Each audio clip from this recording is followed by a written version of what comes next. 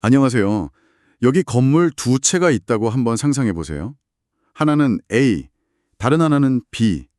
둘 중 어느 건물에 생명력이 더 넘치는지 내 개인적인 취향을 넘어서서 객관적으로, 그러니까 우리 모두가 동의할 수 있는 방식으로 알아낼 방법이 있을까요? 정말 도발적인 질문이죠? 저 건물이 더 살아있어 라고 말했을 때 그게 그냥 시적인 표현이 아니라 과학적인 사실이 될 수 있다면 어떨까요? 네, 대부분은 불가능하다고 생각할 거예요. 생명력이나 아름다움 같은 건 뭐랄까 지극히 주관적인 영역이니까요. 그렇죠. 그런데 오늘 우리가 파헤쳐볼 자료는 바로 그 불가능에 도전합니다. 건축가 크리스토퍼 알렉산더의 역작 질서의 본질 제1권 그중에서도 9장 데카르트를 넘어서 새로운 형태의 과학적 관찰인데요.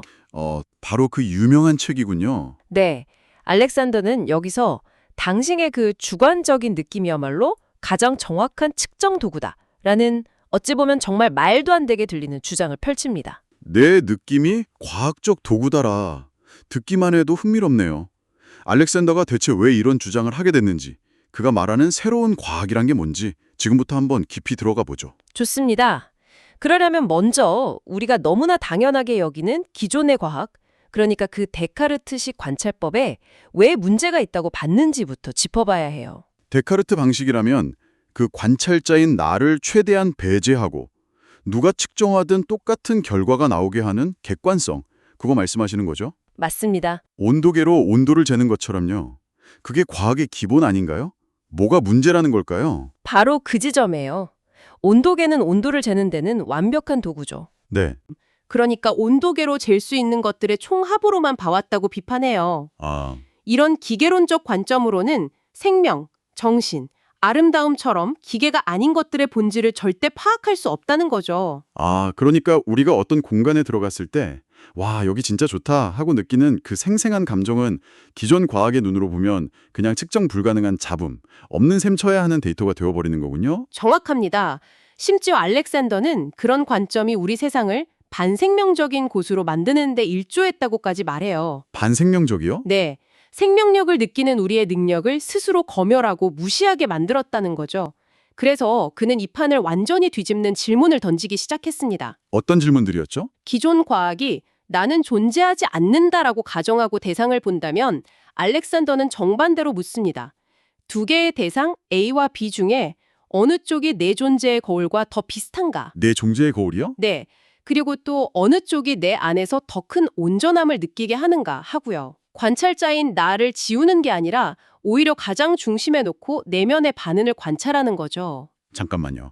내 존재의 거울이라니 이건 그냥 얘 취향에 더 맞는다는 말을 굉장히 어렵게 표현한 것 아닌가요?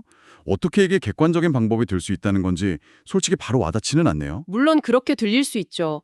알렉산더 자신도 처음엔 이게 그저 주관적인 환상일까봐 굉장히 고심했어요. 그랬겠죠. 하지만 수많은 실험을 통해 놀라운 사실을 발견합니다. 이 방법이 데카르트의 방법만큼이나 혹은 어떤 면에서는 그 이상으로 공유 가능하고 반복 가능한 결과를 낳는다는 걸요. 정말요? 네. 핵심은 관찰자의 자아를 그림 안으로 끌어들이되 아주 엄격하고 객관적인 방식으로 끌어들인다는 겁니다. 그렇다면 그 구체적인 방법, 나 자신을 측정 도구로 삼는 법이라는 게 대체 어떻게 작동하는 건지 궁금해지네요. 자아의 거울 테스트라는 게 그 시작점이라고요. 네, 1970년대 후반에 발견한 자아의 거울 테스트가 이 방법론의 초석입니다. 알렉산더 본인도 처음엔 이게 좀 기이하다, 엑서틱 하고 표현할 정도였는데요. 기이하다고요? 네. 이게 혹시 어떤 음악을 들으면 온몸에 소름이 돋고 어떤 음악은 아무 감흥이 없는 것과 비슷하다고 생각하시면 이해가 쉬울 거예요. 머리로 분석하기 전에 내 몸과 마음이 먼저 반응하는 거죠. 그런 느낌이군요. 이성보다는 직관에 가까운 감각을 활용하는 거네요. 맞아요. 그 테스트를 발전시켜서 여러 다른 질문들도 만들어냈어요. 예를 들면 이런 것들입니다. A와 B 중 어느 것이 나를 내 자신의 삶에 더 가깝게 다가가게 하는가? 어느 것이 당신의 인간성을 더 확장시키는가? 인간성을 확장시킨다. 심지어는 어느 것이 신에게 더 가까움을 느끼게 하는가라는 질문까지 던져요. 잠깐만요. 신에게 더 가깝다니요? 이건 정말 과학의 영역을 한참 벗어난 것처럼 들리는데요. 사람들마다 종교도 다르고 생각도 다를 텐데 어떻게 이게 객관적인 지표가 될 수 있죠? 아주 중요한 지적이에요. 저도 처음엔 그 부분에서 고개를 갸웃했거든요. 그렇죠. 여기서 알렉산더의 놀라운 발견이 나옵니다. 바로 수렴 현상이에요. 출현 현상이요? 네. 배경이 다른 수많은 사람에게 이 질문들을 던지고 A와 B 중에 고르게 했을 때 놀라울 정도로 답변이 한쪽으로 일치하더라는 겁니다. 와. 개인의 취향이나 문화적 배경을 넘어서는 인간으로서 공유하는 어떤 근원적인 감각이 있다는 거죠. 이 수렴이야말로 이 방법이 주관적 취향 조사가 아니라 객관적 관찰법이라고 주장하는 핵심 근거입니다. 와, 그건 정말 예상 밖인데요.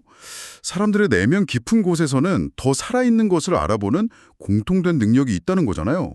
이게 아직은 좀 추상적으로 들리는데 알렉산더가 실제로 이걸 어디에 적용했는지 구체적인 얘기를 들어봐야 감이 잡힐 것 같아요. 좋은 생각입니다.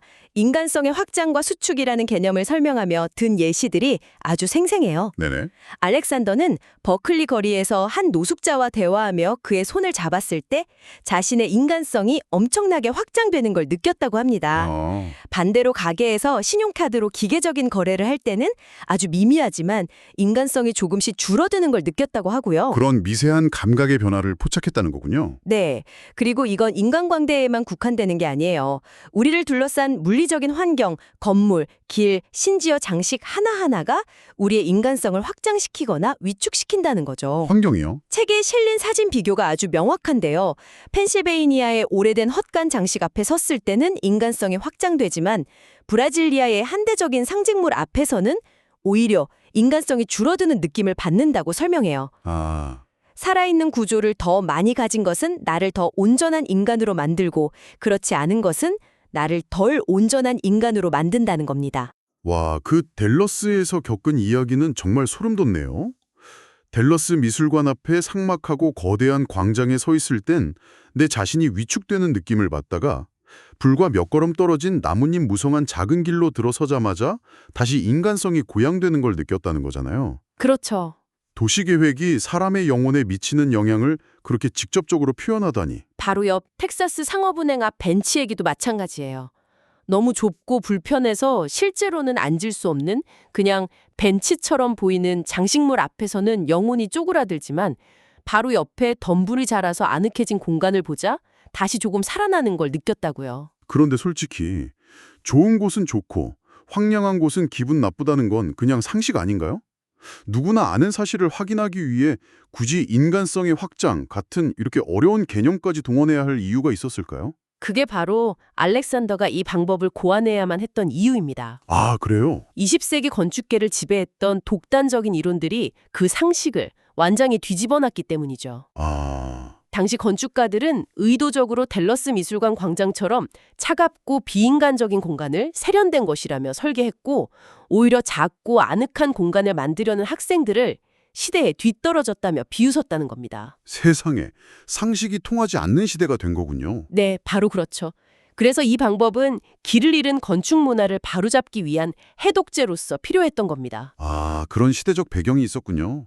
그렇다면 이 방법은 단순히 기존 건물을 좋다, 나쁘다, 평가하는 비평의 도구인 건가요? 아니면 그 이상의 역할도 할 수 있는 건가요? 훨씬 더 중요한 역할이 있죠. 바로 무언가를 만들어내는 창조의 도구가 될 수 있는 점입니다. 창조의 도구요? 네, 이건 단순히 완성된 두 개 중 하나를 고르는 것보다 훨씬 더 강력해요. 버클리의 한 주택 입구를 디자인하는 과정이 좋은 예시인데요. 어떻게 진행됐나요? 처음엔 판지로 직선 형태의 길을 만들어 봤는데 아무런 느낌도 어떤 잠재력도 느껴지지 않았다고 해요. 그냥 죽은 형태였던 거죠. 그러다 한 동료가 긴 판지를 구부려서 부드러운 S자 곡선을 만들었는데 그 순간 공기가 바뀌었답니다. 뭔가 더 희망적이고 그곳을 걷는 사람의 영혼이 고양될 수 있겠다는 가능성이 보이기 시작한 거죠. 그 미세한 느낌의 차이를 창조의 나침반으로 삼은 거군요. 정확해요. 어느 쪽이 더 온전함을 주는가라는 질문에 대한 답을 기준으로 삼아서 그 느낌을 실제 재료로 구체화하고 다듬어 나간 겁니다. 와. 그렇게 해서 우리가 사진에서 볼 수 있는 정말 기분 좋은 곡선형의 담장과 입구가 탄생한 거죠. 이렇게 매 단계에서 더 큰 생명력을 주는 선택을 반복해 나가는 것. 이게 바로 알렉산더가 말하는 살아있는 과정의 핵심입니다. 훨씬 더 묘묘한 판단이 필요한 사례도 있다고요. 노숙자 쉼터인 줄리안 스트릿 인의 외벽 타일 작업이요. 네, 그 사례는 이 방법이 얼마나 정밀한 도구가 될 수 있는지 잘 보여줍니다.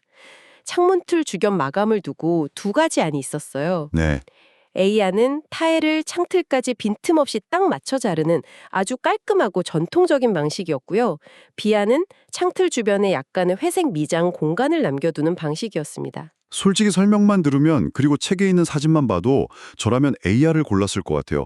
훨씬 더 깔끔하고 완벽해 보이는데요. 그렇죠. 네, 비안이 더 살아있다는 걸 느끼려면 무슨 특별한 훈련이라도 받아야 하는 걸까요? 어느 쪽이 내 안에서 더 큰 온전함을 만들어내는가, 어느 쪽이 더 깊은 평온함을 주는가 하고요. 결과는요?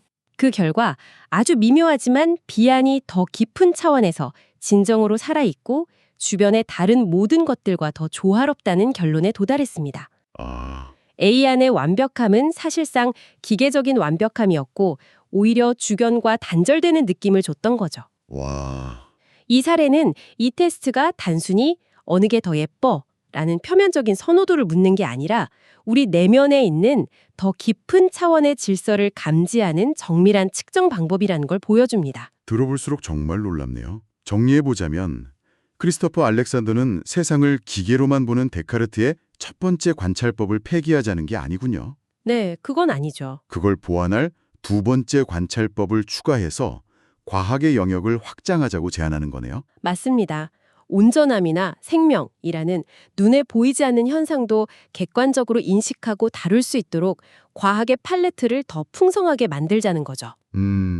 그렇게 되면 아름다움, 생명, 심지어 영적인 가치처럼 지극히 주관적이라고 여겨졌던 것들마저도 우리 모두가 공유할 수 있는 객관적인 실체, 즉 보이는 진실이 될 수 있다는 가능성을 열어주는 거고요. 결국 알렉산더가 말하는 건 이거군요.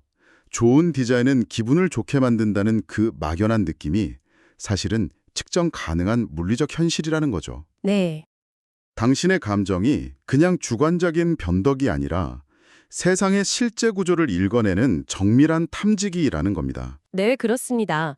관살자인 내 내면의 상태가 단순히 내 개인의 심리 상태를 반영하는 게 아니라 외부 세계의 실제 구조와 질서를 반영하는 거울이 될 수 있다는 주장이에요. 와, 이건 심리학의 영역을 넘어서 물리학의 영역까지 건드리는 정말 혁명적인 발상이라고 할 수 있죠. 오늘 정말 흥미로운 이야기를 나눴는데요.